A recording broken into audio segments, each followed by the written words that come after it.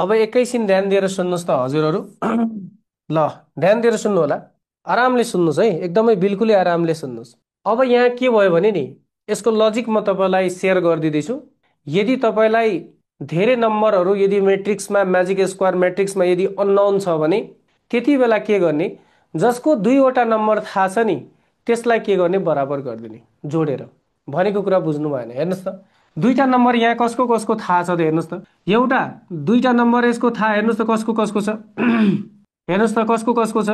एउटा यो डायगोनलको नम्बर थाहा छ, दुईटा दुईवटा। हेर्नुहोस् त यो डायगोनलमा थाहा छ कि छैन। अर्को यो होरिजेन्टलमा पनि के छ, थाहा छ कि छैन। हो कि भन्नुहोस् त। दुईवटा नम्बर थाहा छ कि छैन, हो त भन्नुहोस्। ओ हेलो, कहाँ गयो, एकैछिन है, म्यासेज अड्कियो, एकैछिन है, म्यासेज अड्कियो, आएन यहाँ। म्यासेज ल्याउनु पर्यो, म्यासेज नभए त कहाँ हुन्छ त। ल, एकचोटि लेखिहाल्नुहोस् त। ल, जसको दुईवटा भ्यालु छ त्यसलाई जोडेर बराबर गर्न पाइयो त। भनेपछि मलाई भन्नुहोस् एउटा कुरा, सबैजना मलाई भन्नुहोस्, यो हामी के रे, यो 47 प्लस 37 प्लस डब्लु बराबर x plus 37, sorry 37, x plus 37 plus 52 लेख्न मिल्छ वा मिल्दैन।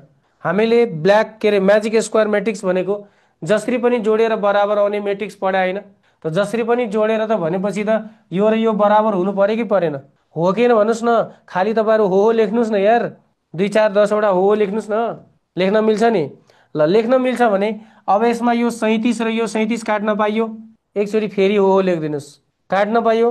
त्यसो भए अब हेर्नुहोस् त, यो डब्लु यताको एक्सलाई यतातिर लगेको, डब्लु माइनस एक्स बराबर यो 52बाट 47 घटाउँदा मेरो प्रिय कति हुन्छ भनिदिनुहोस् न। निकाल्नुहोस् न ठुला ठुला क्यालकुलेटर र घटाउनुहोस् ती यादहरू 52बाट बितेका ती सपनाहरू 47 कति आयो। हो, 5 आयो कि आएन। अब हेर्नुहोस्, अब हामी यो अप्सनमा फिट गर्छौँ कि डब्लु माइनस एक्सको भ्यालु कहाँ कहाँ 5 छ त। So let's check. याद रहोस् तर के अरे साथी, डब्लु माइनस के त हामी एक्स गर्दैछौँ है। डब्लु माइनस एक्स गर्दैछौँ भने यो भित्रको नम्बरलाई मात्रै हेर्नुपर्ने भयो, अरूसँग हामीलाई मतलब छैन। सो डब्लु माइनस एक्स कि 22बाट 27 घटाउँदा 5 हुन्छ। अरे लेख्नुहोस्, निकाल्नुहोस् ठुलो क्यालकुलेटर एकचोटि। 22बाट 27 घटाउँदा 5 हुन्छ। लौ, हो भन्दै हुनुहुन्छ त। अरे 22बाट 27 घटाउँदा -5 हुन्छ। ओ हेलो, एक्सक्युज मी, कहाँ हुनुहुन्छ तपाईँहरू।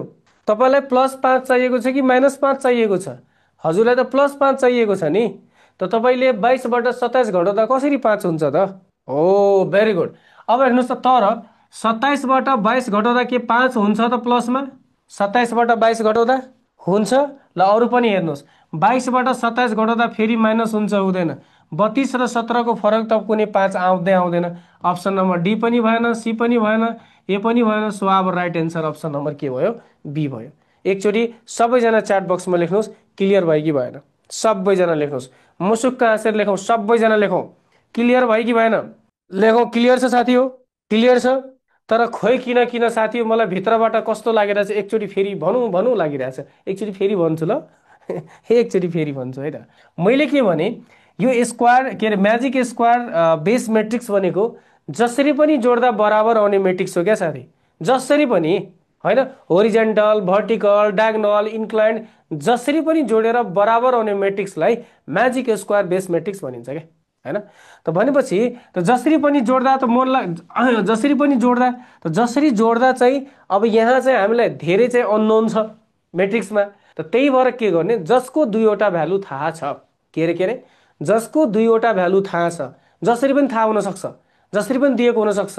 त जसको दुईवटा भ्यालु थाहा छ त्यसलाई जोडेर के गर्ने, बराबर गरिदिने है। त मैले पनि त्यही गरेको। यी एक्स 27 52, यी 47 37 डब्लु थाहा छ नि त। यसैलाई दुईटालाई जोडेर बराबर गरेको, 37 37लाई स्वाट्टै काटिदिएको। डब्लु माइनस एक्स बराबर 52बाट 47 घटाउँदा 5 आयो। अब हामी अप्सनमाथि के गर्दैछौँ, एट्याक गर्दैछौँ।